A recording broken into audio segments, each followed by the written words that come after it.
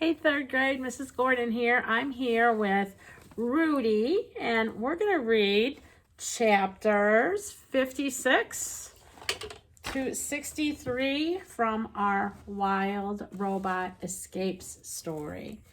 This chapter is titled The Torch. Our friends were stuck in that tree. They sat in the upper branches, high above the wolves, trying to calculate an escape. Bright Bill could fly off whenever he liked, but Roz had to come down eventually, and when she did, the wolves would be ready for her. Shadow and Barb stretched out in the shade.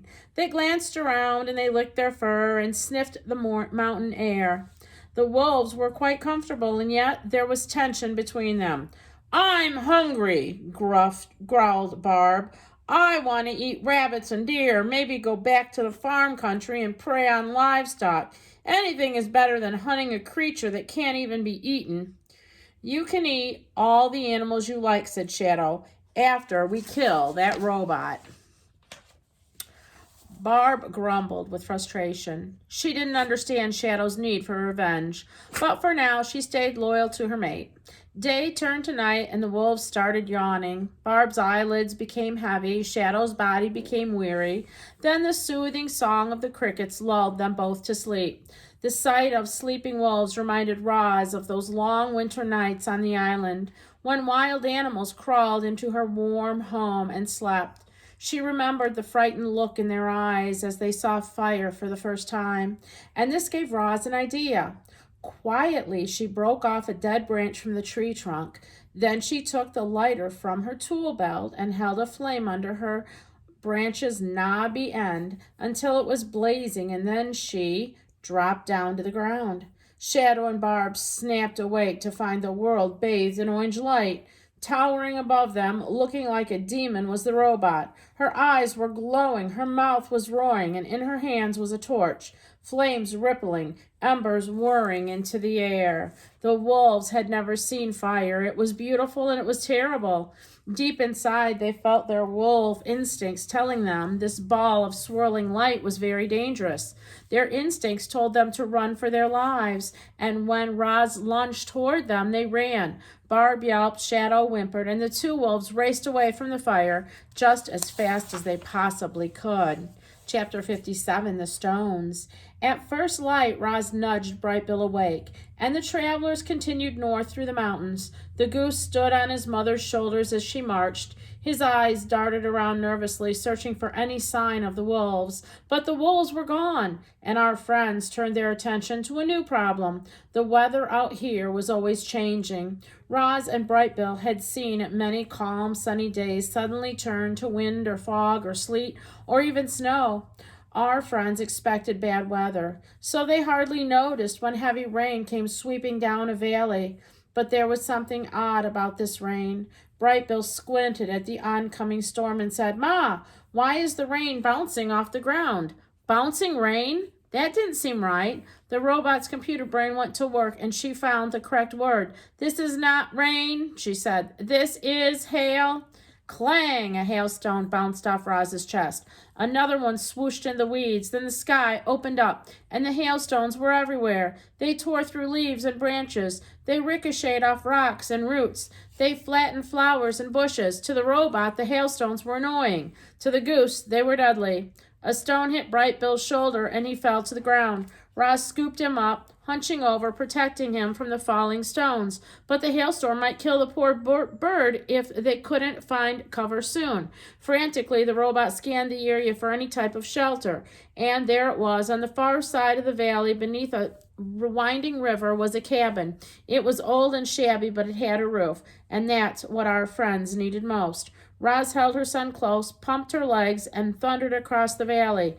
Heavy hailstones hissed onto the grass and squelched into the mud and clanged off of our robot. There was a soft thump, and Bright Bill cried out in pain. Roz bounded over the rushing river in a single leap, landed in without breaking a stride, and kept running. Now she could hear hailstones cracking against the cabin louder and louder. The robot stomped up to the front door, turned the handle, and stepped inside. Here's Roz running with the goose. And here's the cabin that they're heading to for shelter. Chapter 58, The Cabin.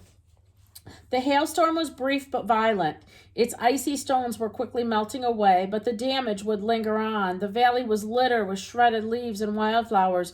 Wounded animals were hobbling back to their homes. Several unlucky birds lay limp in the grass. Inside the cabin, Roz was standing by the windows. She held Bright Bill in his arms, his bruised body wrapped in an old blanket. The robot knew everything was to know about caring for animals. But all her son needed was time. His injuries would heal on their own. Go on without me, Ma, said the goose in a weak voice. I'll catch up to you when I'm feeling better. That is ridiculous, said the robot. What kind of mother would leave her injured son behind? But Ma, stop talking, interrupted Roz. You need to rest. Bright Bill tried to argue, but he was already falling asleep. The cabin was simple, just a square room with a wood stove, 2 chairs beside a table, and a couple of cots rotting in the corner. Dusty mugs and bowls sat on a shelf. Otherwise, the walls were bare. It was clear no humans had been there for a very, very long time. However, it seemed that some other creature had moved in. The whole place had a foul smell. Lumps of feces were strewn about. The little footprints trailed away from a dark hole in the floor. Roz leaned over a hole, and in the language of the animal, she said, "Hello? Is anyone down there?" Something moved, and then a pair of shining eyes looked up from the darkness. "Who are you?" said a voice. "I didn't invite you into my home." "I am so sorry to intrude," said the robot. "My son and I were only trying to escape the hailstorm." "Your son?" said the voice. "Is that him in your arms? Let me see." Very gently, the robot lifted a fold of cloth and revealed the sleeping goose. "He must take after his father," said the voice. "He is my adopted son," the robot explained. "My name is Roz, and this is Bright Bill." The shining eyes blinked, and the voice squeaked with excitement. "You're Roz and Bright Bill? The birds have been singing about you for months. You're living legends." "Technically, I am not living," said the robot. "You seem pretty alive to me," said the voice. "Either way, it's nice to meet you. They call me Sprinkles." With that, the creature crawled up through the hole in the floor. She was covered in black fur from her nose all the way to the tip of her fluffy tail, well, except for those white stripes running down her back. You see, Sprinkles was a skunk. The robot took one look at her and stepped backward. Sprinkles frowned. "You know, Roz, skunks only get stinky when we're nervous." "Are you nervous now?" "Well, sort of, but in a good way. I'm honored to meet you. Please pull up a seat and tell me what brings you here." Sprinkles hopped onto the table and listened as Roz described their journey. The skunk was very good at listening. While Roz spoke, Sprinkles nodded politely and said things like, "Oh my," or "Is that right?" and "You don't say." This went on until Bright Bill began to stir. "Ma, I'm thirsty," he whispered. "There's a creek out back," said Sprinkles, "and those might be useful." She motioned to the bowls on the shelf. "Please help yourself to anything. My home is your home." It turns out skunks can be quite hospitable. Sprinkles invited the visitors to stay as long as they liked, and so our friends spent Bright Bill's recovery in the cabin. The goose mostly slept. The robot brought him water and food. The skunk made sure that both of them were comfortable. A few mornings later, sunlight streamed in through the windows and onto Bright Bill. He was squawking and waddling and fluttering through the cabin. His injuries were healed, and he was eager to continue his journey. "Thank you for everything, Sprinkles," the robot waved as he marched away from the cabin with her son. And she marched away from the cabin with her son on her shoulders. "Glad I could help y'all," called the skunk. "Misunderstood creatures like us gotta look out for each other." Chapter 59, The Strange Wilderness. Another gloomy day had settled over the mountains. Here and there the sun broke through the clouds and bright streaks came shining down like spotlights.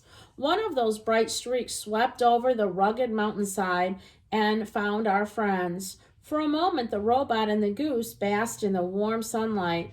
Then the patch of light moved on and rolled into the next valley, where it sparkled across the strange industrial site. A patchwork of large, boxy structures was nestled among the trees. Broken walkways clung to the walls. Ramps and pipes slanted up from the holes in the ground. The robot's computer brain identified the site. It was a deserted coal mine. This is a strange kind of wilderness. Scattered throughout the mountain range were ghosts of human activity. Overgrown railroads, rusted automobiles, spindly towers perched on mountain tops, faded signs with messages like no trespassing or no hunting. It seemed humans had once lived and worked in this wilderness, only to leave it all behind. In places, though, there was still activity, robot activity. Armies of robot workers methodically dug new tunnels and built new dams and worked in the new mining operations. They took down abandoned buildings and hauled away truckloads of litter. Our friends were curious about these working robots, but they kept a safe distance and went on their way. Chapter 60, The Hunters. Crack! A gunshot echoed through the mountains. There weren't many hunters willing to trek into the wilderness, but those who did were serious. They camped out, wore camouflage, and fired traditional rifles for the sport of it. Crack! Roz and Brightbill were desperate to stay clear of the hunters. However, that was proving difficult. The trees were tightly packed together and the undergrowth was tough and tangled, so they followed the deer paths that cut through this part of the forest. But they never knew when or where the next shot would be fired. Crack! The gunshots were growing louder. Our friends slowed to a crawl, afraid of being seen or heard, and then the chatter of the forest animals fell silent. Crack! A bullet whizzed through the undergrowth and a deer went bounding away. At the same time, birds screeched and flapped into the air. Unfortunately, one of those birds was Brightbill. Scared and confused, the young goose fluttered up to a tree limb just as the two hunters emerged from the bushes. "What's a goose doing alone in these mountains?" said Hank, staring up at Brightbill. "And what's it doing in a tree?" "There must be something wrong with it," said Miguel. "Maybe you should put it out of its misery." Hank reloaded his rifle. "We're here to hunt deer," he said, "but it looks like we're having goose for dinner tonight." Had the hunters known Brightbill the way we do, reader, I'm sure they would have left him alone, but they knew nothing about him. To them, Brightbill was just another goose, a meal, and they were getting hungry. The hunters raised his rifle, took a deep breath, his finger reached for the trigger, and then a fierce gust of wind suddenly blew across the forest floor. No, not wind, footsteps. Something was stomping toward the hunters. Their rifles were ripped away, bent into hooks, and thrown aside. The men had hunted all manner of beasts, but they'd never come across this. They didn't know what this thing was. It looked like a strange tree stump standing with two long roots, with branches hanging from its sides. The men stumbled backward, eyed the mouths open wide, then they turned and ran, and their terrified noises trailed off through the leaf litter. The goose was terrified too.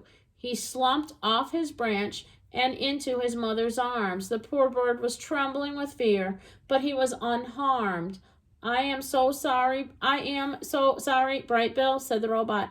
"I should have acted sooner. You are safe now, I promise you." The light drizzled with falling on the light drizzle was falling on our travelers. Although they weren't actually traveling at the moment, they were standing still and staring up at the deep mountains of rocks. The robot had plenty of rock climbing experience, but one bad fall out there and she could be stranded forever. So Roz carefully picked her way up the slippery slope while Brightbill fluttered along beside her. They hadn't gone far when there came the sound of hooves clattering the stone. and then a horned creature leaped from the midst and smashed right into the robot. Clang! Roz went flying backwards. Clang! Roz crashed onto the ground. Standing up on the rocks above the robot was a wild ram. He had big curly horns and gray and crazed look in his eyes. Bright Bill flew to his mother's side, ready to defend her. Stay away from my mama, he hissed, spreading his wings. But rather than clanging, the ram hung his head and started to cry. Oh, I'm so sorry, he blubbered. I don't want to hurt anyone. Sometimes I just lose control and I smash things. I feel so awful about it. Really, I do. Raj brushed herself off. I believe those are your instincts, she said. We all have them. They can be very powerful. I only hope your instincts do not end up breaking me. Don't worry, the ram sniffed. I'll try to let my instincts break you. I appreciate that, said the robot. My name is Thud, said the ram. Which way are you headed? We are trying to find our way out of these mountains, said Raj. But they seem never to end. You are almost there, said Thud. Let me show you the way. It's the least I can do after smashing into you. The ram pranced away and led our friends up a narrow path that wound up a rocky mountainside. Roz tried to stay close, but Thud was born to climb. He easily scrambled up the steep slopes and vanished into the midst. A minute later, his friendly voice called out, For a creature without hooves, you're not a bad climber. And there he was, peering down from the cliff's ledge. The path opened into a foggy meadow where a whole flock of wild sheep were grazing. They reminded Roz of the cows grazing in the pasture and wondered how Hilltop Farm was doing without her. Thud pranced through the flock. These are my new friends, he announced without stopping. They're lost, so I'm guiding them up out of the mountains. The sheep raised their heads. Thud had a habit of making weird friends, but these were definitely two of his weirdest friends. The flock watched as the ram, the robot, and the goose continued up the mountain and disappeared into the midst. Higher and higher they climbed, above the tree line to where there were only rocks and scrubby little plants and trickling mountain streams. They occasionally came up on a dirt road or a hiking trail, and the ram trotted across casually while our friends crept across cautiously. At one point, the ram got that crazed look in his eyes again. His horns came flying at the robot, and she jumped out of his way in time. Then Thud cried and apologized for his instincts. Roz forgave him, and the group continued on. Then they finally hiked up to the midst onto the mountain ridge. Above, the sky was clear. Below, a blanket of puffy clouds spread outward in every direction. The sun was setting and the western clouds were burning pink. Roz's thoughts of the mountaintop on her island. If only she could be watching the sunset from the peak instead of this one. But they still had a long way to go. Thud pointed our friends to one last path. This will take you down from the mountains and through the foothills, he said, smiling. The ram suddenly got that crazed look in his eyes again. The robot prepared to jump, but this time Thud pulled himself together. He said goodbye to the travelers, and then he pranced away. Here's a picture of all of them.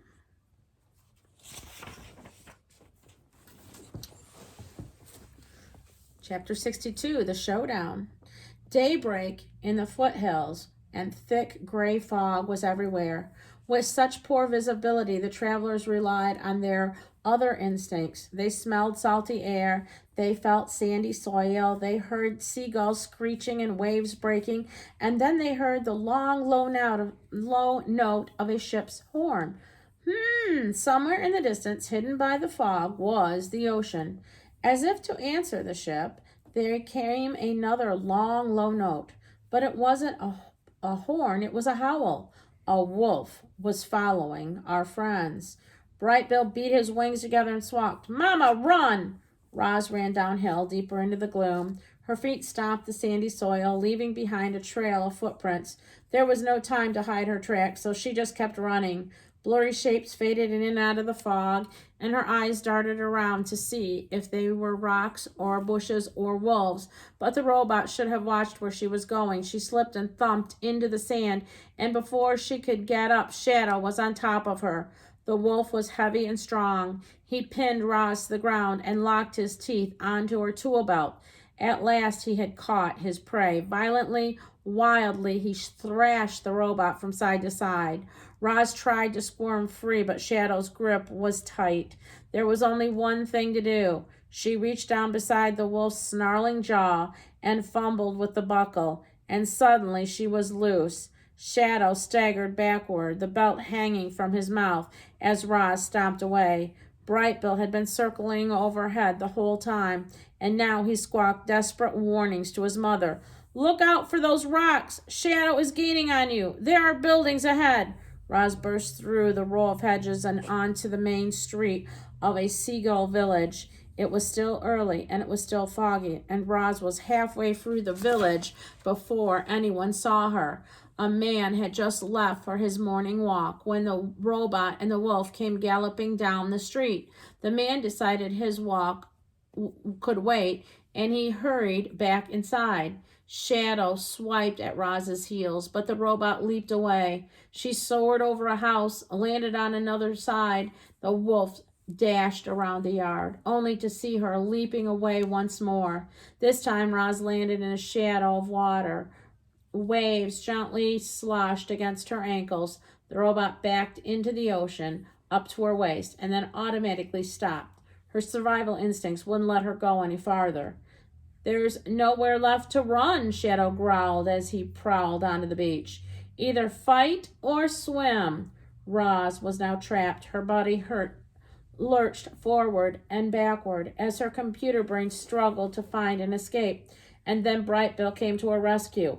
"This way, Mama!" Roz didn't hesitate. She launched herself up from the shallows toward her son's voice, salt water streaming off of her body as she soared through the air. Then her feet pounced into the sand beside Brightbill, who was perched atop of an old rowboat. By this time, Shadow arrived, and our friends were rowing away from shore. The wolf's face twisted with rage, and he howled from the water's edge. "You made a fool of me, Roz. My pack and my mate have left me over this. Now, I'm just a worthless lone wolf, all because of you." Roz did feel sorry for Shadow. She never meant any of this to happen, but she also had her own troubles. The robot's greatest fear was deep water, and now she was paddling through waves and out to the sea. That's the end of those chapters. I hope you're enjoying the story, and we'll see you tomorrow. Have a great day. Love you guys.